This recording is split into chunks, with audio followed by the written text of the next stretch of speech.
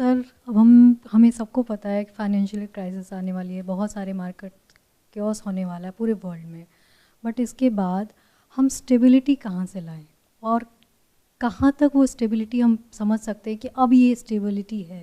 अब आने वाले फ्यूचर में, आने वाले टाइम में 2-3 मंथ्स बाद भी कुछ भी बहुत बड़ा होने वाला है, वो भी आपने बताया भी था और देख के लग भी रहा है। तो हम स्टेबिलिटी अपने आप में, अपने अंदर कैसे लाएं? स्टेबिलिटी लाने का सिर्फ एक ही तरीका है, दैट इज़ अंडरस्टैंडिंग। जब आपको कुछ अच्छे से समझ आ जाता है और आप उसके अकॉर्डिंग एक्ट करते हैं और वो विजन आपकी लॉन्ग टर्म होती है, शॉर्ट टर्म नहीं होती है, तो आप स्टेबल होते हैं। इन अदर वर्ड्स, अगर मैं कुछ कह रहा हूँ आप लोगों को, कुछ शेयर कर रहा हूँ आप लोगों के साथ में, इतना तो अब तक आप लोगों को समझ आ गया होगा इतने सालों में, उसके पीछे मेरा कोई पर्सनल एजेंडा या कोई मोटिव नहीं है। और अगर मैं कुछ कह रहा हूँ तो इसका मतलब जो भी आप लोगों को कह रहा हूँ कि ऐसा कुछ करना चाहिए, बाकी मर्जी आपकी, करो या ना करो, वो मैं खुद पहले उससे बहुत बड़े लेवल पे कर चुका हूं, जिस लेवल पे आप सोच सकते हो, जहां तक आपकी सोच जा सकती है, तब बोल रहा हूं। I am not an influencer जो होते ऐसे हैं जिनकी जेब में 1 रुपये नहीं होता, दिखाते ऐसे हैं जैसे हमारे पास में करोड़ों रुपए हैं। I am that kind of a person कि आप देख करके आइडिया नहीं लगा सकते कि मैं क्या कर रहा हूँ, किस लेवल पे कर रहा हूँ, you have no idea. But इतनी आपके अंदर समझ हो जानी चाहिए कि if I am saying something there has to be something big behind it, तभी मैं बोल रहा हूँ। नहीं तो अगर आप फ्रीक्वेंसी ऑफ माई सेशंस देखोगे वो बहुत कम हो गए हैं। क्यों कम हुए हैं? लगाओ दिमाग। क्योंकि वो सेम क्वेश्चंस का आंसर करने में, जो क्वेश्चंस मेरे से पिछले 10 सालों में पूछे जा रहे थे, मेरा कोई इंटरेस्ट नहीं है। मेरी खुद की ग्रोथ रुक जाती है, तो मैंने ब्रेक लिया। तो मैंने क्या किया? अपने आप को अपग्रेड किया, देखा पूरी दुनिया में क्या हो रहा है। पहले मुझे इतना आइडिया नहीं था कि पूरी दुनिया में क्या हो रहा है और क्या होने वाला है। अब मैं उसकी काफ़ी डेप्थ में चला गया हूँ। Now you can see very clearly. तो जब हमको क्लियरली नजर आता है कुछ भी और अच्छे से समझ आता है, फिर हम एक्शन लेते हैं, तो वहां पर स्टेबिलिटी होती है। If I talk about financial stability, जिसके साथ में जुड़ी हुई है mental stability. If you are saying कि मेरी फाइनेंशियल स्टेबिलिटी तो हिल जाए, मेंटली स्टेबल कैसे रहे? ये बकवास क्वेश्चन है। You can not be mentally stable if you are not financially stable, not possible जी। क्योंकि आप किसी पर डिपेंड हो जाओगे, जिस पे डिपेंड हो गए उसको समझ आ जाएगा, वो फिर आपको साइकोलॉजिकल टॉर्चर करेगा या करेगी। तो mental stability comes from financial stability, and financial stability comes from understanding what is finance, what is money. ये नहीं कि इधर उधर से सुन लिया किसी को भी और चल पड़े उसी रास्ते में। इसी में एक और क्वेश्चन है कि हम लोगों को समझाएं कैसे? जैसे आप जो कह रहे हैं वो यहाँ 10-15 लोग यहाँ आते हैं, मिलते हैं, बात करते हैं, सुनते हैं। लोगों को न्यूज़ चैनल से भी बहुत सारी चीज़ें पता चलती है, सब लोग देख भी रहे हैं, सुन भी रहे हैं, बट मानने को कोई तैयार नहीं है। न्यूज़ चैनल से क्या सुनने को मिलता है? क्योस वर्ल्ड्स में क्या हो रहा है, वॉर होने वाली है, इसकी वजह से क्या प्राइसेस बढ़ने वाली है। सबसे पहले तो न्यूज़ चैनल देखना बंद करो। अब नहीं देखता कोई। अगर एक्चुअल में समझना है कि दुनिया में क्या हो रहा है और क्या होने वाला है, सबसे पहले ये जो इंडियन न्यूज़ चैनल्स हैं इसको देखना बंद कर दो। न्यूज़ नहीं है वहाँ पर, एडवर्टाइजिंग है। इतनी सी बात समझ नहीं आ रही है और आप उसको न्यूज़ समझ के कंज्यूम कर रहे हो। तो हो क्या रहा है कि आप जिसको पहले ही कुछ नहीं पता, उसके दिमाग में कुछ फीड कर दिया और अब आप उसको पकड़ के बैठे हो कि हाँ यही सच है, और उसके लिए लोगों से लड़ रहे हो। The height of foolishness. Research करना सीखो। कैसे रिसर्च करते हैं? रिसर्च की शुरुआत होती है सही तरह के क्वेश्चंस पूछने से। अब ये भी सवाल है किससे पूछे? अच्छा, न्यूज़ चैनल ना देखें तो क्या करें? यूट्यूब पे चले जाएं, वहां पर जाकर के देखें। वहां पर तो और भी एक से बढ़कर एक नकली लोग बैठे हैं, तो अब करें क्या? कहां जाएं? किससे पूछे? कैसे समझे? आज आपके पास में इन्फिनिट इंटेलिजेंस है। मेरे जितने भी सेशंस हुए हैं पिछले 1-2 साल में, उसको कनेक्ट करो ना। मैंने क्या कहा? ये आर्टिफिशियल इंटेलिजेंस नहीं है। क्या है ये? Infinite intelligence.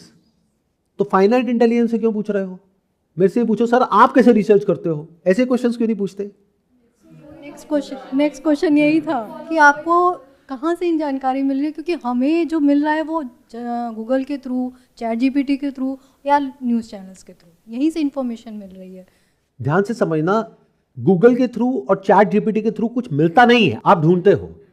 और जो सोशल मीडिया पे आप ढूंढते नहीं हो, आपको मिलता है। न्यूज़ चैनल पे आप ढूंढते नहीं हो, आपको मिलता है। दोनों में फर्क समझ पा रहे हो? यूट्यूब पे आप ढूंढते नहीं हो, आपको मिलता है। तो ढूंढना सीखो, इसको रिसर्च बोलते हैं। ढूंढने में और मिलने में फर्क समझ आ रहा है? आप सोचते हो ऑन द बेसिस ऑफ जो आपको मिलता है, जो आपको परोसा जाता है, और जो आपको देता है इंफॉर्मेशन, उसमें उसका कोई फायदा है, कोई एजेंडा है। उसी तरह की इंफॉर्मेशन आप तक पहुंचती है फिल्टर होकर के, जो शॉर्ट टर्म में सुन करके या तो आपको डर लगे या आपको मजा आए, बस पेन एंड प्लेजर, तभी तो आप उसको देखोगे और ऐसे ही आप बन गए हो। और यहां पर स्टेबिलिटी कहीं भी नहीं है, उसकी बातें हैं, स्टेबिलिटी कहीं भी नहीं है। आज किसी न्यूज चैनल को देखोगे वो कहेगा अरे सोने का दाम बहुत ऊपर जाने वाला है, खरीद लो, अगले दिन उसकी वीडियो आएगी बेच दो, सब खत्म होने वाला है। कहां है स्टेबिलिटी? पागल हो जाओगे ये सब देख देख करके। तो जब ये सारे ऑप्शन हमने हटाए, क्यों हटाए, ये समझ आ रहा है क्यों हटाए? ताकि फोकस्ड होके ऑथेंटिसिटी और थोड़ा सा खुद भी रिसर्च करे चीज़ों को, अगर सही तरीके से जानना है। अब रिसर्च कैसे करें, ये सवाल उठता है। सही तरह की क्वेश्चनिंग करना आपको आना चाहिए। रिसर्च करना आज की डेट में बहुत आसान हो गया है, बस प्रॉब्लम क्या है, आप लोगों का माइंड क्वेश्चनिंग माइंड नहीं है। You have got all the answers but no questions. मैं जब भी कभी ऐसी किसी जगह पर जाता हूं जहां पर बहुत सारे लोग होते हैं, लोग मतलब आपके जैसे और लोग जिनके दिमाग में कुछ ना कुछ भरा हुआ है और उनको सब पता है, उनके पास में हर सवाल का जवाब है, सब कुछ ना कुछ बोल रहे हैं। ऐसी नहीं होता सोशल गैदरिंग में, चाहे वो आपके घर पे हो, चाहे किसी फंक्शन में हो, चाहे किसी मैरिज में हो, सब कुछ ना कुछ ऐसे बोल रहे होते हैं एज इफ दे नो, और आपस में लड़ रहे होते हैं। ओ नहीं नहीं नहीं नहीं, तू ये कह रहा है, तू वो कह रहा है। मेरे को बहुत मजा आता है, बहुत जबरदस्त एंटरटेनमेंट होता है। बिल्कुल जैसे दो बच्चे आपस में लड़ रहे हैं, गाड़ी दोनों की नकली है बट लड़ रहे हैं कि नहीं ये बेटर है वो बेटर है। कभी ये क्वेश्चन नहीं पूछ रहे कि असली गाड़ी और नकली गाड़ी में फर्क क्या होता है। जैसे एक बच्चा है, उसके दिमाग में कुछ भर दिया और वो बोलने लग गया, ऐसी तो आप हो, स्कूल ने ऐसे तो बनाया आपको, आपके घर वालों ने भी ऐसे ही बनाया है, तो ये क्यों नहीं समझते? Do you have a questioning mind? Without questioning how can your understanding be stable? तो अगर आप लोगों का सवाल ये है कि क्या होने वाला है, तो वो तो मेरी रिसर्च है जिसके बारे में मुझे पता है और मुझे क्लियर पता है, और मुझे उससे कोई फर्क नहीं पड़ता है कि शॉर्ट टर्म में क्या हो रहा है क्या नहीं हो रहा है। मेरी विजन कहां है? 2 साल 3 साल 5 साल आगे। हाँ, शॉर्ट टर्म की जो बेसिक प्लानिंग होती है वो मैंने कर ली। तो do you guys want to know कि मैं कैसे रिसर्च करता हूं? मैंने भी क्या कहा बता चुका हूं वैसे ऑलरेडी आपको, अगर आपने ध्यान से सुना है और डॉट्स को कनेक्ट कर पा रहे हो तो। Asking the right kind of questions to whom? To a particular person जो अपनी लिमिटेड इंफॉर्मेशन के बेस पे कुछ भी बड़बड़ कर रहा है। चलो अगर मेरे को समझ आ भी गया है, उस पर भी एक बार को क्वेश्चन मार्क लगाओ, लेकिन मान लो कि मेरे को कुछ समझ आ गया है बहुत अच्छे से, जो भी मुझे समझ आ गया है वो मैं आपको समझाने की कोशिश करूंगा। आपको कैसे समझ आएगा? You will understand on the basis of your limited knowledge, experience and understanding. वहीं तक तो समझ पाओगे। जैसे कोई पीएचडी लेवल का प्रोफेसर है, वो कोई लेक्चर दे रहा है, आप नर्सरी में हो, कैसे समझोगे? समझ जाओगे, उसकी सारी बातों का मतलब क्या निकालोगे एंड में? ABCD, बस यही है आपके लिए उस लेक्चर का मतलब। सर हमें सब समझ आ गया। अच्छा क्या समझ आया? ABCD। समझ गए प्रॉब्लम की जो जड़ है? तो आपको खुद को ही अपग्रेड करना पड़ेगा, कोई और आपका ठेका नहीं लेगा। सबसे पहले तो इस बात को अच्छे से समझ जाओ, जो आपका ठेका लेगा वो आपको बर्बाद करके छोड़ देगा हर तरीके से। तो कैसे क्वेश्चंस पूछे जाते हैं? अगर रिसर्च करनी है तो जेमिनाई में जो रिसर्च का ऑप्शन है that is an excellent option, open for you as well as for me, सबके लिए ओपन है, फ्री है। तो क्या करना है, वहां पर जा करके उससे पूछना है। अब क्या पूछ रहे हो वो इंपॉर्टेंट है, ये इंपॉर्टेंट नहीं है कि वो क्या बता रहा है। दोनों में फर्क समझ आया? जैसे अगर आप खुद भिखारी हो और आपके आगे दुनिया का सबसे अमीर आदमी आ गया, बिल गेट्स, उससे क्या मांगोगे? भगवान के नाम पे $1 बिलियन दे दे रे बाबा, ये मांगोगे? कहां तक जाएगी आपकी सोच? कहां तक पूछ सकते हो? अच्छा आज तक ना मेरे को लोगों ने 5 रुपए दिए, 10 रुपए दिए, एक बार एक बहुत अमीर आदमी था उसने 100 रुपए दिए थे, तो ये कह रहे हैं कि दुनिया का सबसे अमीर आदमी है, भगवान के नाम पे 500 रुपए दे दे रे बाबा। ये भी एक क्वेश्चन हो सकता है। दूसरा हो सकता है भगवान के नाम पे $1 बिलियन दे दे रे बाबा। अब वहां क्या प्रॉब्लम है?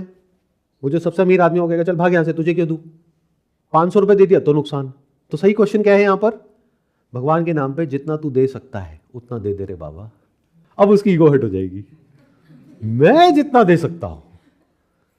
चलो देखते हैं। तो अगर ये समझना चाहते हो कि अभी दुनिया में क्या हो रहा है और फ्यूचर में क्या होने वाला है, तो आपको शुरू कहां से करना है?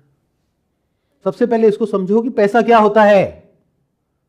पैसे के पीछे दीवाने हो सारे के सारे, और अगर कुछ है आपकी लाइफ में तो मुझे समझा दो, मुझे बता दो। बाकी सब जो है वो इमेजिनरी कॉन्सेप्ट्स हैं जो तब तक ही वैलिड है जब तक जेब में पैसा है। पैसा नहीं है तो सब धरा का धरा रह जाता है। पढ़ाई किस लिए करते हो? पैसे के लिए। नौकरी किस लिए? पैसे के लिए। पैसे को इधर उधर जहां भी लगाते हो किस लिए? और पैसा कमाने के लिए। लाइफ को जीने के लिए क्या चाहिए? पैसा। तो पैसा क्या होता है? What is money? You have no idea. आपको नहीं पता है। यहां से शुरू करो। बट आप ये मानने को ही नहीं तैयार हो कि मुझे नहीं पता है। इन्फ्लेशन टैक्स क्या होता है? इसके बारे में पता है किसी को? आपको इनकम टैक्स तो पता है, डायरेक्ट टैक्सेस पता है, इनडायरेक्ट टैक्सेस पता है। इन्फ्लेशन टैक्स क्या होता है? सर शायद जब महंगाई बढ़ती है उससे जो टैक्स लिया जाता है बढ़ने के बाद में। You don't know about inflation tax. Inflation क्या होता है? महंगाई। महंगाई क्या होती है? क्यों होती है महंगाई? सर जब डिमांड और सप्लाई में एक डिफरेंस आ जाता है और जब वो मेजर डिफरेंस आ जाता है उस चीज़ को कॉम्पनसेट करने के लिए इन्फ्लेशन आता है। Demand and supply of what? Of products and services? Sir वैसे तो कमोडिटीज़ या फिर रिसोर्सेज। और क्या हो अगर मैं कहूं कि ये जो आप बोल रहे हो ये वो डेफिनेशन है जो किसी किताब में से आपने पढ़ी है या फिर बुक्स में से पढ़ी है या किसी से सुनी है, जो सब बकवास है। एक्चुअल में क्या है जो आपने बोला उसके आसपास ही कहीं है। वो क्या है? Demand and supply of money, demand and supply of currency. जब करेंसी की जो सप्लाई है वो बढ़ जाती है तो इन्फ्लेशन बढ़ जाती है। Government can print currency out of thin air and government is printing currency all over the world. इसकी वजह से इन्फ्लेशन आ रहा है। और इसकी जो मार है वो सबसे ज्यादा पड़ती है जो बॉटम 90% लोग हैं इनकम ब्रैकेट में, उनके ऊपर। क्योंकि उन्हें पता भी नहीं लगता है कि कितनी तेजी से महंगाई बढ़ती चली जा रही है, चीजें महंगी हो रही हैं और वो बहुत तेजी से गरीब हो रहे हैं। उन्हें पता भी नहीं लग रहा है। तो inflation is the worst form of tax for common man. But इसके बारे में आपको कुछ नहीं पता है। ये एक ऐसा टैक्स है जो दिखता नहीं है, लेकिन it is much more harsher, much more stronger than direct and indirect taxes. तो अभी तक पिछले 10-20 साल में, 50 साल में जो इन्फ्लेशन बढ़ी वो एक लिमिट में बढ़ी। अगर ये आउट ऑफ लिमिट हो जाए तो क्या होगा? और बहुत सारी कंट्रीज में हो चुका है। ऐसा नहीं है कोई इमेजिनरी सिनेरियो है। अर्जेंटीना में, जिम्बाब्वे में, वेनेजुला में, बहुत सारी कंट्रीज में ऑलरेडी ये हो चुका है। और ये जो वॉर है इसका डायरेक्ट इंपैक्ट आने वाला है इन्फ्लेशन के ऊपर। क्या आप ऐसे सिनेरियो के लिए तैयार हो जहां पर आपकी सैलरी है मान लो 50,000 रुपये, 1 लाख रुपए, और आपने पैसा लगाया हुआ है जहां पर भी लोग आपको बोलते हैं लगाने के लिए, सो कॉल्ड फिन इन्फ्लुएंसर्स, या फिर ये जो न्यूज़ चैनल्स में एक्सपर्ट्स आते हैं कि ये शेयर खरीद लो, वो बेच दो, या फिर ये म्यूचुअल फंड में पैसा लगा दो, यहाँ लगा दो, वहाँ लगा दो, वही जो कॉमन नॉलेज है। क्या आप ऐसे सिनेरियो के लिए तैयार हो कि स्टॉक मार्केट गिरे तो सही, लेकिन हर बार जैसे होता है ना कि कुछ टाइम में उठ जाता है, वो गिरे तो सही लेकिन बहुत सालों तक ना उठे? नंबर 1। नंबर 2, महंगाई बहुत तेज़ी से बढ़े, आपकी सैलरी वहीं की वहीं रहे या जॉब चली जाए। मान लो आपकी सैलरी है लाख रुपए महीना, जिसके हिसाब से आपने खर्चे बांध रखे हैं, लोन लिया हुआ है, EMIs हैं, उसमें से मान लो जो नॉन डिस्क्रिशनरी आइटम्स हैं, यानी जो खर्चा करना ही पड़ेगा, जो आप बंद नहीं कर सकते, मान लो उसके जो प्राइसेस हैं वो 1 साल के अंदर अंदर या 2 साल के अंदर अंदर डबल हो जाते हैं। कि अभी जो आपका 40,000 रुपये जा रहा था वहां पर वो 80,000 हो जाता है, और बाकी 60,000 के हिसाब से आपने सब कुछ मैनेज किया हुआ था, तो क्या होगा? बट हमारे पास में टाइम नहीं है क्या समझने का, ये सब बातें समझने का।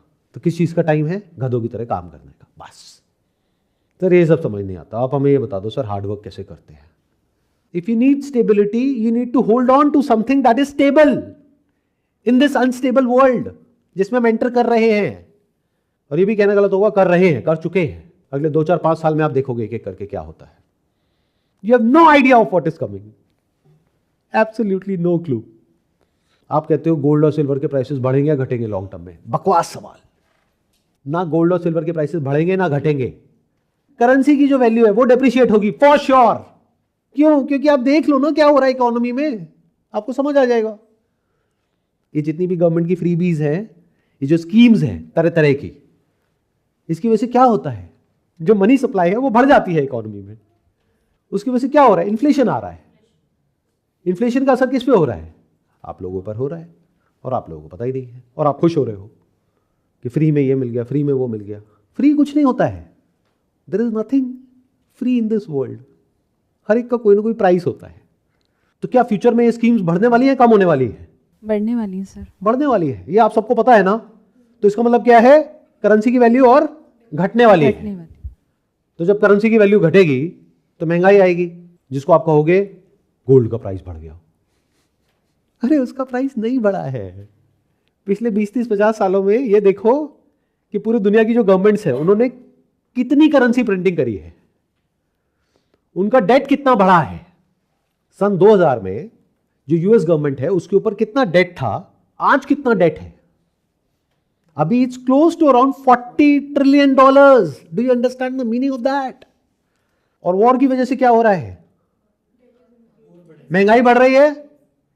तो जब महंगाई बढ़ती है तो महंगाई को कंट्रोल करने के लिए इंटरेस्ट रेट को बढ़ाना पड़ता है, जो सेंट्रल बैंक होता है उसको, या कम करना पड़ता है? जिसको पता हो वही हाथ ऊपर करके बोलना। बढ़ाना पड़ता है सर। तो जब महंगाई और बढ़ती है तो उस महंगाई को कंट्रोल करने के लिए, महंगाई क्यों बढ़ेगी? क्योंकि क्रूड ऑयल और एनर्जी का जो प्राइसेस हैं वो बहुत तेजी से बढ़ रहे हैं पूरे वर्ल्ड में, तो उसकी वजह से हर चीज महंगी हो जाएगी।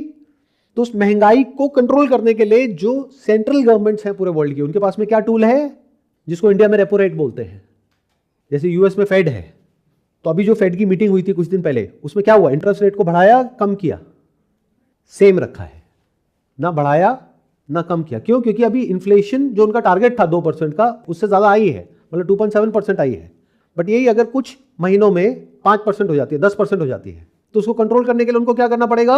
इंटरेस्ट रेट को बढ़ाना पड़ेगा। लेकिन अगर इंटरेस्ट रेट को बढ़ाया तो जो उनका डेट है $40 ट्रिलियन का, उसके ऊपर इंटरेस्ट पे करना है, वो इंटरेस्ट भी तो बढ़ जाएगा।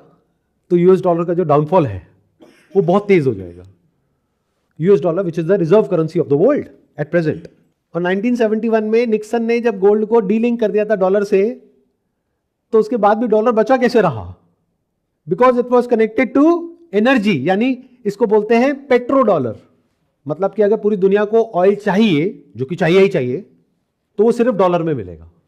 तो गल्फ कंट्रीज जिन्होंने पूरे वर्ल्ड में ऑयल एक्सपोर्ट किया, उनके पास में डॉलर आ गया। वो जो एक्सेस डॉलर आया उसको लेकर के उन्होंने यूएस में इन्वेस्ट कर दिया बॉन्ड्स में। ऐसे दुनिया चल रही थी। बट अब तो ये लिंक भी टूट रहा है। देखने में ऊपर ऊपर से आपको लगेगा कि ये एक छोटी सी वॉर है जो कहीं पर दुनिया के कोने में हो रही है, उससे हमें क्या फर्क पड़ता है? But it could be, I am not saying it is, because मेरे पास में कोई कॉन्क्रीट एविडेंस नहीं है इस बात का जो मैं बोलने वाला हूं। It could be a proxy war, जिसमें सबसे बड़ा फायदा चाइना को होने वाला है। तो अगर आपको रिसर्च करनी है तो शुरू कहां से करना है? सबसे पहले तो इसको समझो, पैसा क्या होता है। क्या ये समझना बनता है या नहीं बनता है? वो डेफिनेशन नहीं जो किताबों में लिखी हुई है, वो किताबें जो अंग्रेजों ने लिखी है, मेजॉरिटी ऑफ देम। किसके उद्धार के लिए? आप लोगों के अपने फायदे के लिए। Can't you see all that? तो इन्फ्लेशन का मतलब कुछ और था आज से बहुत साल पहले, अब कुछ और हो गया है। तो वहां जाओ जो एक्चुअल में था, इन्फ्लेशन के रूट कॉज पे जाओ, उससे आपको समझ आएगा पैसा क्या होता है, उससे आपको समझ आएगा पैसे की एक्चुअल में वैल्यू क्या होती है। जिस कागज के टुकड़े को लेकर के आप खुश हो रहे हो या बैंक में एक नंबर को देख करके खुश हो रहे हो, is that money? Is that wealth? That is a medium of exchange for sure, but is it a store of value? The answer is no. ये समझ आया किसी को मैंने क्या बोल दिया है? किसको आया? हाथ ऊपर करो। हाँ बताइए। सर अभी पुराने टाइम में जो भी करेंसीज थी, जैसे gold, silver, even commodities in the barter system, उन्हें हम करेंसीज कहते थे, but they had a store of value, मतलब उसका मीडियम ऑफ एक्सचेंज के अलावा भी यूज़ था। लेकिन जो अभी करेंसी है उसका except the medium of exchange उसका और कोई यूज़ ही नहीं है। That is the concept of store of value. Exactly. अब अगर ये जो भी आपने कहा, इसी पॉइंट को हम आगे एक्सटेंड करें, तो एक तरफ है गोल्ड, एक तरफ है सिल्वर। दोनों में से क्या बेटर स्टोर ऑफ वैल्यू है? कितने कहते गोल्ड, कितने कहते silver? Why are you saying silver? क्यों? Industrial uses. What do you mean by industrial use? Energy sector, solar power.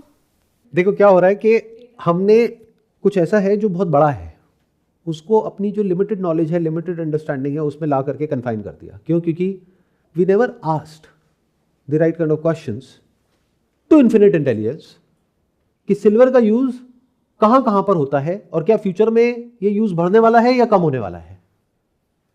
जैसे जैसे जो इलेक्ट्रिफिकेशन हो रहा है पूरे वर्ल्ड में, वो बढ़ रहा है। Silver is by far the best, not one of the best, the best thermal and electrical conductor. There is no other metal which is better than that. तो सिल्वर सिर्फ कुछ इंडस्ट्रीज में यूज नहीं हो रहा है, वो सब में यूज हो रहा है। फिर चाहे वो एआई के डेटा सेंटर्स हो, चाहे रोबोटिक्स हो, चाहे ड्रोन्स हो। इसके बारे में तो सुन रहे होगे ना आप लोग, ड्रोन अटैक्स। $20,000 का drone versus $20 million of plane. तो ये क्या पूरी दुनिया देख नहीं रही है? तो अगर उनको बहुत ही सोफिस्टिकेटेड ड्रोन्स बनाने हैं तो उसमें सिल्वर ज़्यादा यूज़ होगा, और अगर काम चलाऊ बनाने हैं तो कम यूज़ होगा। कॉपर से काम चल जाएगा, वायरिंग में, सर्किट बोर्ड्स में, यू नेम इट ना। ये जो डेटा सेंटर में चिप्स यूज़ होते हैं उसमें, मोबाइल फोन्स में, जो भी इलेक्ट्रिकल अप्लायंसेज है उसमें। हाँ, ये है कि बहुत कम कम यूज़ होता है, लेकिन कितनी सारी जगह पर वो यूज़ हो रहा है ये भी तो देखो। तो personally I don't like gold as much as I like silver. क्योंकि गोल्ड कहां पर यूज होता है? प्राइमरीली ज्वेलरी में। ज्वेलरी खरीद रहे हो आजकल आप लोग? ज्वेलर्स की यहां पे लाइन लगी हुई है क्योंकि बहुत महंगी हो गई। तो that demand is elastic. You understand? Elastic, जैसे इलास्टिक होता है ना, उसको खींच सकते हैं। डिमांड कम ज्यादा हो सकती है डिपेंडिंग अपॉन द प्राइस। अगर गोल्ड अभी जितने का है वहां से 5-10 गुना और महंगा हो जाए तो कितने लोग ज्वेलरी खरीदेंगे? घर बिक जाएगा। फिर ज्वेलरी पहन के बैठे रहोगे घर के बाहर, घर बिक गया है। बट जो सिल्वर है उसकी जो डिमांड है दैट इज इनइलास्टिक। जैसे सॉलिड स्टेट बैटरी है, अगर उसको ईवी की परफॉर्मेंस बेटर करने के लिए यूज करना है इलेक्ट्रिक व्हीकल्स में, और उसको सिल्वर चाहिए, तो वो चाहिए, नहीं तो उसकी फैक्ट्री बंद हो जाएगी जब तक कोई नई टेक्नोलॉजी नहीं आ जाती जो बिना सिल्वर के उसको चला सके। बट वो आने में 2, 4, 5 साल, 10 साल लगेंगे, क्योंकि उसके साथ में पूरा इंफ्रास्ट्रक्चर जुड़ा हुआ है, उसको भी चेंज करना पड़ेगा। तो पर्सनली स्पीकिंग मेरे को गोल्ड इतना समझ नहीं आता है जो आप सबको आता है। और अभी भी आप सिल्वर को कैसे देखते हो? Peg to gold, gold silver ratio. तो you don't have any idea कि एक्चुअल में सच क्या है, दुनिया में क्या हो रहा है और क्या होने वाला है। क्या ऐसे एसेट्स हैं जो ऐसी दुनिया में जहां पे सब कुछ अनस्टेबल है, वहां पर आपको सिर्फ स्टेबिलिटी ना दे बल्कि ग्रोथ दे, मतलब कि वो अंडरवैल्यूड हो। What is the most undervalued asset in the world? ये होमवर्क है आप लोगों के लिए, जाओ फिगर आउट करो। और उसमें आपकी इन्वेस्टमेंट कितनी है? सर हाँ सर, नहीं मैंने आपकी वीडियो देखी थी सर, मैंने उसके बाद में सर 10,000 रुपये का लिया सर। अच्छा, 10,000 से आपकी पूरी जिंदगी चल जाएगी? समझे? इस तरह से सोचना होता है। If you understand this thing, तो शॉर्ट टर्म में क्या हो रहा है क्या नहीं हो रहा है डजंट मैटर, क्योंकि आप हिस्ट्री को देख करके समझ सकते हो शॉर्ट टर्म में ऐसा ही होता है। बट लॉन्ग टर्म में क्या होने वाला है वो तो साफ दिख रहा है। It's in physical deficit since last 5 years. Do you understand the meaning of that? Silver is in physical deficit, यानी जितना ग्राउंड से निकल रहा है और जितना रिसाइकल होकर के आ रहा है उससे भी ज्यादा कंज्यूम हो रहा है। सर हम क्या आगे मान सकते हैं सिल्वर से आगे भी कोई मेटल आगे आएगा? क्योंकि एक टाइम होता है किसी भी मेटल्स के लिए, फेज होता है एक उसका, तो क्या कॉपर या आ सकता है। तो सिल्वर लेना ठीक नहीं है। मत लो। देखो हो गया ना गड़बड़। The moment you ask such kind of questions without understanding what I am talking about, बिना उसको समझे आप कुछ भी आउट ऑफ ट्रैक जा करके पूछोगे तो आप भटक जाओगे। इट्स एज इफ के आपको एक जगह पे बार बार हिट करना होता है so as to make an impact. एक बार से काम नहीं चलता है। तो आप कितना डीप में जा सकते हो? ये जो बात मैंने कही उसकी, ये तो मेरी अंडरस्टैंडिंग है ना, मेरी अपनी रिसर्च है जो क्या कहती है silver is a new gold. क्यों भाई, ऐसा क्या हो गया? आप क्या पूछ रहे हो कि क्या कोई और भी मेटल आ सकता है? हाँ बिल्कुल आ सकता है। जैसे गोल्ड भी अगर आप देखोगे तो there are some nuclear reactors जहाँ पे एटॉमिक लेवल पे गोल्ड को बना दिया गया है लैब में, तो फिर तो गोल्ड भी बन जाएगा। जब गोल्ड बन जाएगा तो फिर गोल्ड की ज़रूरत ही क्या है, तो फिर तो लिमिटेड नहीं रहा, तो उसका प्राइस क्रैश हो जाएगा। ऐसी बहुत सारी कॉन्स्पिरेसी थ्योरीज आपको नज़र आ जाएंगी इधर उधर। जैसे लैब ग्रोन डायमंड होता है, ऐसी लैब ग्रोन गोल्ड हो जाएगा, लैब ग्रोन सिल्वर हो जाएगा। उसमें कितनी कॉस्ट आती है, और वो एटम्स क्या स्टेबल होते हैं? एटॉमिक लेवल पे बन रहा है, हाँ बन सकता है, बट अभी हम वहां से कितना दूर हैं? 10 साल, 20 साल, 30 साल। वो भी अगर एआई बहुत तेजी से ग्रो करती है तो तब तक क्या करोगे? अगले 5 साल का क्या प्लान है? सर अगर गोल्ड और सिल्वर की बात करें तो एक तो फॉर्म आ जाता है कि हम फिजिकल फॉर्म बाय कर सकते हैं उसका, और अगर दूसरा ऑप्शन मुझे जो समझ में आता है एक ETF है, तो हम ETF पे कितना ट्रस्ट कर सकते हैं, या फिर क्या उसकी भी ग्रोथ साइमल्टेनियसली पैरेलल चलेगी, या फिर हम कितना ट्रस्ट कर सकते हैं? मेन क्वेश्चन यही है। ETF पे आप उतना ही ट्रस्ट कर सकते हो जितना आप सेबी और RBI पे ट्रस्ट कर सकते हो, गवर्नमेंट पे ट्रस्ट कर सकते हो। अब वो आपको अपने आप से पूछना है आप कितना ट्रस्ट कर सकते हो, क्योंकि काउंटर पार्टी रिस्क तो वहाँ पर है, ऐसा नहीं है कि नहीं है। काउंटर पार्टी रिस्क का मतलब समझते हो? आज आपके हाथ में कागज़ का टुकड़ा है या बहुत सारे कागज़ के टुकड़े हैं जिसको आप पैसा बोलते हो। अगर आज शाम को कोई टेलीविज़न पे आ जाए, कोई मतलब जो टॉप पर बैठे हैं, वो आ करके बोले कल से ये नहीं चलेगा, तो यहाँ पर क्या आ गया? Counter party risk. किसी ने बोलना है और आपकी पूरी लाइफ अपसाइड डाउन टर्न हो जानी है। किसी शेयर में आपने पैसा इन्वेस्ट किया हुआ है, वहाँ पर क्या है? Counter party risk. अंदर उस कंपनी के क्या चल रहा है आपको नहीं पता। एक न्यूज़ आएगी, उसके बाद में वो स्टॉक जो 5 साल में पता नहीं कहाँ गया है, वो वापस से ज़ीरो भी हो सकता है। इसको क्या बोलते हैं? Counter party risk. बट अगर आप प्रॉपर तरीके से पेमेंट करके, यानी अपने बैंक के थ्रू और प्रॉपर बिल ले करके अगर आप गोल्ड या सिल्वर परचेज करते हो और अपने पास में रखते हो, तो at least there is no counter party risk. There is risk of theft but there is no counter party risk. तो although the counter party risk in ETF is very less, क्योंकि इंडिया में जहां तक मेरी अंडरस्टैंडिंग है ये बहुत अच्छे से मैनेज किया गया है। It is all physically backed, that's what they say. I have not seen that personally, so I think it is reasonably safe to invest in ETF। But अगर आप कंपैरेटिवली मुझसे पूछोगे दोनों में से बेटर क्या है, तो physical is always better than ETF, क्योंकि आप कौन सा बहुत ज्यादा परचेज करने वाले हो, यानी हजारों किलो। आप कितना ले लोगे? आधा किलो, 1 किलो, 2 किलो, उसमें क्या फर्क पड़ता है? इतना तो वैसे भी आपने गोल्ड ज्वेलरी या ये वो कहीं ना कहीं थोड़ा बहुत रखा होगा। हाँ 1-2 किलो नहीं, बट उतने का जितने का सिल्वर आता है, यानी 2.5-3 लाख का, उतने की ज्वेलरी तो आपके पास में गोल्ड की पड़ी ही होगी ना, तो रिस्क तो वहां पर भी है। तो कंपैरेटिवली फिजिकल इज बेटर। इतना कुछ है जो मैं देख रहा हूं, जो मुझे पता है, जो मुझे स्टेबिलिटी देता है, जो मैं चाहूं भी तो आप लोगों को नहीं बता सकता। इतना कुछ है, मतलब 10 दिन निकल जाएंगे यहाँ पे बताते बताते। मतलब जो पूरा फिएट करेंसी का सिस्टम है, it's on the verge of a collapse. अब it could take a few months और अ फ्यू ईयर्स, बट ऐसा हिस्ट्री में बहुत बार हो चुका है। जब भी करेंसी को डीलिंक किया गया है प्रेशियस मेटल से, यानी गोल्ड और सिल्वर से, तो इवेंचुअली इट कोलैप्स्ड। कोई भी करेंसी सर्वाइव नहीं कर पाई है, और पूरी दुनिया में इस वक्त सिर्फ फिएट करेंसीज चल रही है। तो जब ये बातें समझ आएंगी, और इस बार सिर्फ कोई एक एसेट कोलैप्स नहीं करने वाला है, it's an all asset bubble. Housing भी, स्टॉक मार्केट भी, ऊपर से करेंसी भी, डेट भी, कंट्रीज में एक दूसरे के बीच का ट्रस्ट, सब कुछ कोलैप्स हो रहा है एक साथ में। तो जब ऐसा होता है तो लोग कहां भागते हैं? सिक्योरिटी की तरफ, सेफ्टी की तरफ। और ऐसा क्या है पूरी दुनिया में जो सब मानते हैं? That is gold. पर दोनों में थोड़ा सा फर्क है। एक है जो पूरी दुनिया में लोग मानते हैं, ध्यान से सुनना, मानते किसको है? गोल्ड को। बट यूज किसका ज्यादा है? सिल्वर का। That is the difference. और दोनों ही प्रेशियस मेटल है। अगर सिर्फ यहां तक होता तब भी कोई बहुत एक्साइटिंग नहीं होता ये सब।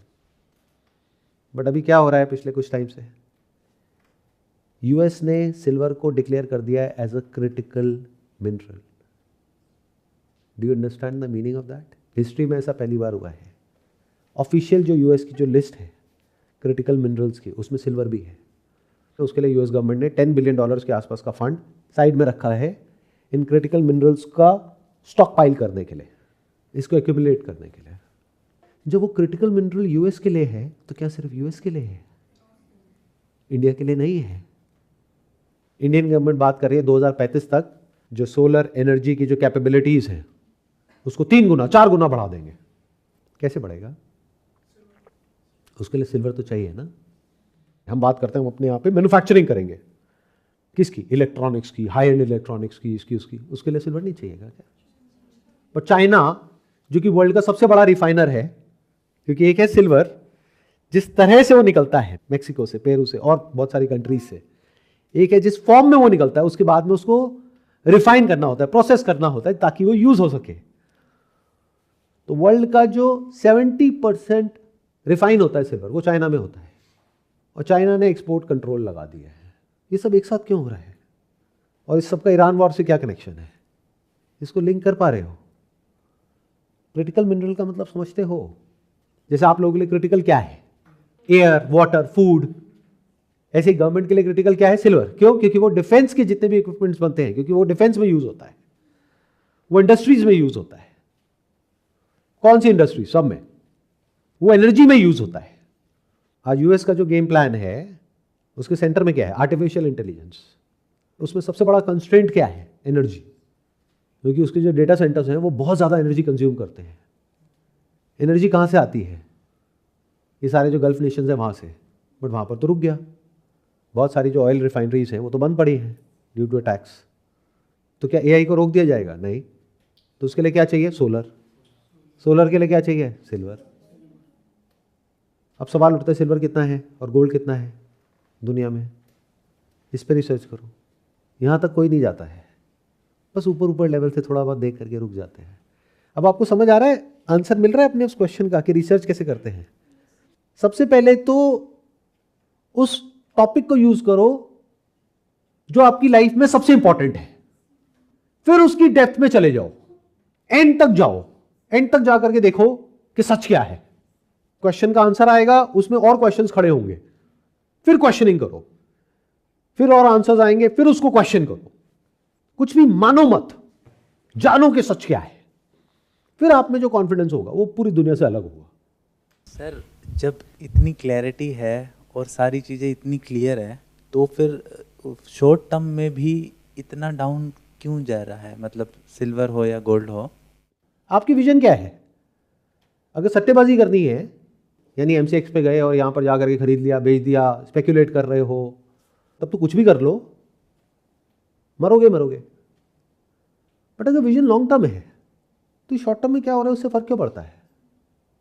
और अब आप कहोगे ऐसा होता क्यों है? उसके पीछे बहुत सारे रीजंस हैं। Again it's like a rabbit hole. आप जैसे से आगे बढ़ते जाओगे आपको वो क्लैरिटी मिलती चली जाएगी, बट वो मैं आपको पास ऑन नहीं कर सकता। That has to be your own thing, तब कॉन्फिडेंस आता है। जैसे इसके पीछे क्या रीजन है? सबसे बड़ा रीजन अभी बिकॉज ऑफ वॉर, जब वॉर होती है तो एक ऑल एसेट सेल ऑफ होता है। जो भी प्राइवेट फंड्स हैं या जो म्यूचुअल फंड्स हैं या जो इंश्योरेंस कंपनीज हैं, उन्होंने कहीं पैसा लगाया होता है तो सेफ्टी की तरफ भागते हैं, सिक्योरिटी की तरफ भागते हैं। और हिस्टोरिकली अगर आप देखोगे तो सेफ्टी सिक्योरिटी क्या है? US bond. उसके लिए उनको अपने जो सीनियर्स हैं, जो शेयर होल्डर्स हैं, या जो बोर्ड मेंबर्स हैं, या जो इन्वेस्टर्स हैं, उनसे परमिशन नहीं मांगनी पड़ेगी। क्योंकि वो बंदा क्या है, आपकी तरह कहीं पे जॉब ही तो कर रहा है, वहां पे बैठा है। वो ऐसा स्टेप क्यों उठाएगा जो उससे अलग हो, जो बाकी सब कर रहे हैं उस इंडस्ट्री में? तो हिस्टोरिकली सबने क्या किया, जब भी ऐसा कुछ होता है वो पैसा कहां चला जाता है? यूएस बॉन्ड्स में। तो आज भी वही जा रहा है। तो जो भी है, जहां भी है पैसा, वो वहां पे बेच दिया, वहां से कहां चला गया? यूएस बॉन्ड्स में चला गया। क्यों? क्योंकि अव्वल तो 99% लोगों को पता ही नहीं है कि गोल्ड और सिल्वर है क्या। क्योंकि पिछले 50 सालों में ये जो पूरी की पूरी नॉलेज है जो मैंने रिसर्च करके एक्वायर करी है, इसको पूरी तरीके से खत्म कर दिया गया है। ये आपको मिलेगी ही नहीं कहीं पर। इसके लिए you need to dig very deep. तो वो लोग जिन यूनिवर्सिटी से पढ़े हैं या जो भी उन्होंने अपनी पूरी लाइफ में देखा है पिछले 50 सालों में, वही तो करेंगे। जो सब कर रहे हैं वही तो करेंगे। आप भी तो वही करते हो जो सब कर रहे हैं। अलग क्यों करोगे? और स्पेशली अगर आप जॉब कर रहे हो तो अलग क्यों करोगे? और ये सब लोग जॉब ही तो कर रहे हैं, ये जो मैनेजर्स हैं, तो ये वही तो करेंगे जो सब कर रहे हैं, और वही तो करेंगे जिसमें फ्रिक्शन कम से कम हो, जिससे उनकी नौकरी पे बात ना आए। अगर आज उन्होंने वो सारा पैसा निकाल के इक्विटी से गोल्ड में लगा दिया और गोल्ड नीचे चला गया तो उनको नौकरी से निकाल देंगे। तो पैसा कहां जा रहा है? सब तरफ से खींच के वहां जा रहा है। दूसरा रीज़न क्या है कि अभी जो रियल फिजिकल जो मेटल है यानी कि सिल्वर, उसके बेस पे उसका प्राइस डिसाइड नहीं हो रहा है, पेपर के बेस पे हो रहा है। जैसे जो पानी की बोतल है, इसका प्राइस डिसाइड होता है based upon demand and supply of the product, of the physical product. Silver में ऐसा नहीं है। सिल्वर में प्राइस डिस्कवरी होती है कॉमेक्स में, जहां पर for every 1 ounce of physical silver उसके अगेंस्ट में 200, 300, 400 पेपर कॉन्ट्रैक्ट्स होते हैं, तो उसको बड़ी आसानी से मैनिपुलेट किया जा सकता है। अगेन, क्या ये मेरी कोई हाइपोथेसिस है? नहीं, क्योंकि इस मैनिपुलेशन के लिए, मार्केट को स्पूक करने के लिए, ये जो बड़े बड़े बुलियन बैंक्स हैं जैसे जेपी मॉर्गन हो गया, उनके अगेंस्ट यूएस कोर्ट में कई केसेस चले, बाद में उन्होंने सेटल किया in close to around $1 billion। क्यों सेटल किया, क्यों दिया $1 billion? क्योंकि गड़बड़ थी, नहीं तो क्यों देते? छोटा मोटा अमाउंट नहीं, $1 billion। तो जो पेपर प्राइस है इसको बड़ी आसानी से मैनिपुलेट किया जा सकता है। तो फिर क्या करें, इसमें पैसा क्यों लगाएं? क्योंकि पेपर प्राइस तो मैनिपुलेट हो जाएगा, क्योंकि अब पूरा वर्ल्ड पेपर प्राइस से डिस्कनेक्ट हो रहा है, फिजिकल की तरफ जा रहा है। ये गेम तब तक ही चलती है जब तक एक्चुअल में फिजिकल डिमांड नहीं होती है उस एसेट की जिसके अगेंस्ट पेपर में वो गेम चल रहा है। जो कॉमिक्स की इन्वेंट्री है वो अगर आप पिछले 1-2 महीने में भी देखोगे तो it has gone down drastically. दोनों तरह की इन्वेंट्री, रजिस्टर्ड भी और एलिजिबल भी। अब ये क्या होती है, रिसर्च करो। जो रजिस्टर्ड सिल्वर है, यानी कि जो पेपर क्लेम्स हैं, अगर उसमें से वो लोग बोलते हैं कि भाई हमको पेपर में सेटल नहीं करना है, हमें तो फिजिकल मेटल चाहिए। मान लो रेट चल रहा है कॉमेक्स पे $70 पर आउंस, वो कहते हैं हमें तो फिजिकल चाहिए, क्योंकि मार्केट में जा रहे हैं तो $100 से कम मिल नहीं रहा, तो हमें तो फिजिकल चाहिए। तो फिजिकल उनके पास में कितना है, 200 मिलियन आउंसेस, 300 मिलियन आउंसेस। अभी की अगर आप फिगर देखोगे, it is less than 80 million ounces. It is going down drastically. और सिर्फ यहां पर नहीं, जो शंघाई गोल्ड एक्सचेंज है, वहां पर भी जो सिल्वर की इन्वेंट्रीज है वो बहुत तेजी से कम हो रही है। It's at an all time low. तो एक तरफ से फिजिकल सिल्वर की शॉर्टेज है, दूसरी तरफ से जो पेपर सिल्वर है उसका प्राइस कम हो रहा है। ये क्या गेम है, ये पूछो ना अपने आप से। और ये कब तक कंट्रोल कर पाएंगे इसको, क्योंकि शंघाई में प्रीमियम है। और इंडियन गवर्नमेंट की अभी कुछ टाइम पहले एक रूलिंग आई है जहां पे जो अब इंडिया में भी जो सिल्वर के प्राइसेस हैं वो इंडिया में जो अवेलेबिलिटी है उसके अकॉर्डिंग डिसाइड होगा, कॉमेक्स के अकॉर्डिंग नहीं। तो इंडिया भी अपने आप को डिस्कनेक्ट कर रहा है कॉमेक्स से, यानी जो पेपर सिल्वर के प्राइसेस है उससे। तो इसका इंपैक्ट क्या पड़ेगा आपके ETF पे या जो भी सिल्वर है उसके ऊपर? लगाओ दिमाग, ऐसा क्यों कर रही है? आज तक की एक सबसे बड़ी डील हुई है सिल्वर इंडस्ट्री में, जहां पर एक स्ट्रीमिंग कंपनी है, वो क्या करती है, वो एडवांस पेमेंट देती है सिल्वर माइनिंग कंपनीज को, क्योंकि जो सिल्वर माइनिंग होती है वो प्योरली सिल्वर की नहीं होती है, माइनिंग किसी और चीज की होती है, साथ में सिल्वर निकलता है। तो for them the most important thing is to manage cash flows, silver mining companies के लिए। तो there is a streaming company, I don't remember the exact name of that, but उसने एक डील करी है for close to around $4 billion। Advance payment दिया है एक माइनिंग कंपनी को, और क्या कहा है उसको कि मार्केट में सिल्वर का प्राइस जो मर्जी हो, आप हमको $20 में दोगे। ये उन्होंने फ्रीज कर ली डील अगले कुछ सालों के लिए। सोचो, $4 billion इन कैश क्यों पे किया उन्होंने? ये सब क्यों हो रहा है? तो there are a lot of things which are happening जिसके बारे में दुनिया को कुछ पता नहीं है। क्यों? क्योंकि सब बिजी हैं अपनी अपनी दुनिया में, किस में पैसा कमाने में, और गवर्नमेंट बिजी है आपका पैसा खर्चने में। ये बात सुनने में अजीब लगेगी, आपको लगता है आप खर्चते हो आपका पैसा। अरे नहीं, सिर्फ आप नहीं खर्चते हो, जो गवर्नमेंट खर्चा कर रही है वो गवर्नमेंट के पास में अपना पैसा नहीं है, वो आप लोगों का पैसा है, हमारा पैसा है। तो आप कमाओ, खर्चेगा कोई और जिसको आप जोड़ना कहते हो, पैसे को जोड़ा, पैसे को सेव किया, वो क्या है? अगर मेरी नजर से देखोगे तो हंसी आएगी। जोड़ना मतलब होता है बढ़ना, बट आप जोड़ नहीं रहे हो, आप तो तोड़ रहे हो। तो बेवकूफ नहीं हो, काम कर रहे हो सुबह से रात तक ऐसा जो आपको पसंद नहीं है। किसके लिए? पैसे के लिए। पैसे का आपको पता ही नहीं है, और आपका पैसा कोई और ही उड़ा रहा है, उसकी वैल्यू घटती जा रही है ना? Funny, FUNNY, funny. तो हंस दो, क्या हो गया? सर वंस यू सेड आपको पता भी नहीं है कि दुनिया में क्या हो रहा है, तो दुनिया में अब रियल एस्टेट क्रैश होगा, real estate is a bubble, AI is a bubble, stock market is a bubble.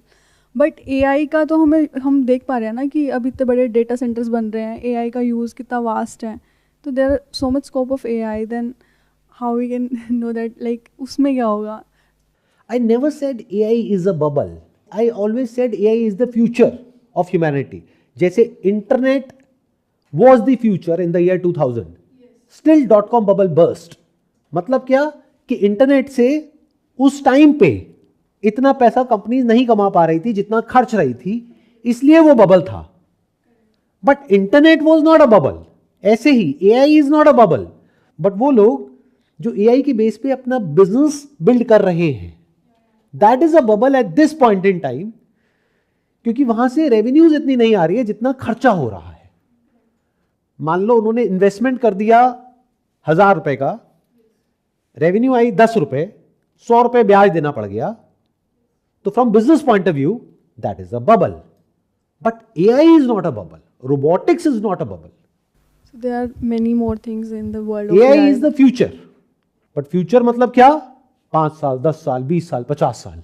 But at this point in time, the valuations of AI companies, जिस तरीके से वो काम कर रही है, अगर मैक्स 7 की बात करी जाए, जो यूएस की जो 7 कंपनीज हैं, which forms majority of NASDAQ and S&P, तो अगर उनको आप देखोगे तो वो आपस में ही एक दूसरे के साथ में ट्रांजेक्शन्स कर रही है, जहां से एक दूसरे की रेवेन्यूज इन्फ्लेट हो रही है. इसलिए इट इज अ बबल, क्योंकि कोई रियल रेवेन्यूज, रियल प्रॉफिट्स अभी नहीं है. उसमें सिर्फ पैसा लग रहा है और वो रिटर्न आएगी 10-20 साल बाद. तो एक बार क्रैश आएगा, फिर 10-20 साल बाद रिटर्न आएगी.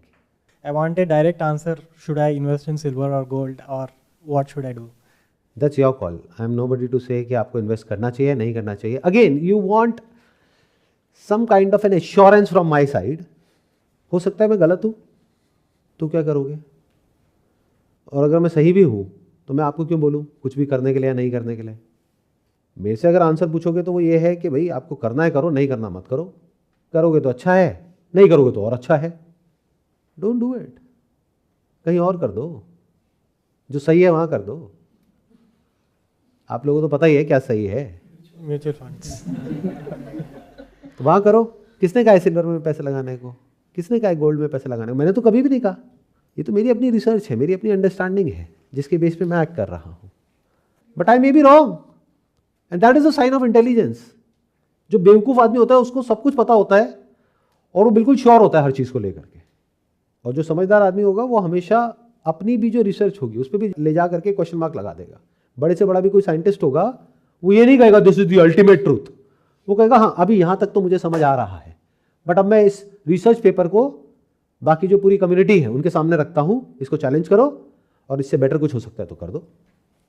ये जो मेरी रिसर्च है अगर इसको रिफ्यूट नहीं किया जा सकता है तो इसको इंक्लूड कर लो अपनी लर्निंग्स में, अपनी किताबों में, और किया जा सकता है तो कर दो.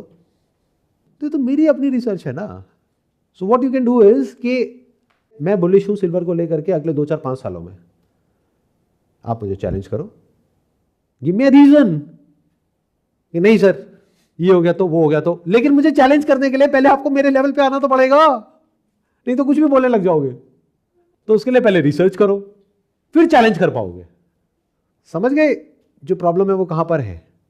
सर जब हम डीप रिसर्च कर रहे होंगे और जब हम क्वेश्चनिंग कर रहे होंगे अपनी, तो उसमें हम ये कैसे फ़र्क कर पाएंगे कि जो हम क्वेश्चनिंग कर रहे हैं वो राइट क्वेश्चनिंग है या मतलब सही कर रहे हैं या गलत कर रहे हैं, या फिर हम कोई कौन सा ऐसा पॉइंट होगा जिसे हमें मतलब नेक्स्ट पे जाना होगा उस टाइम पे, मतलब वहाँ रुकना नहीं है, या फिर कौन सी चीज़ें हमें छोड़नी है वहाँ पे? तो क्वेश्चन हमेशा यहां से पूछना शुरू करो, what, not how and why. What is money? What is inflation?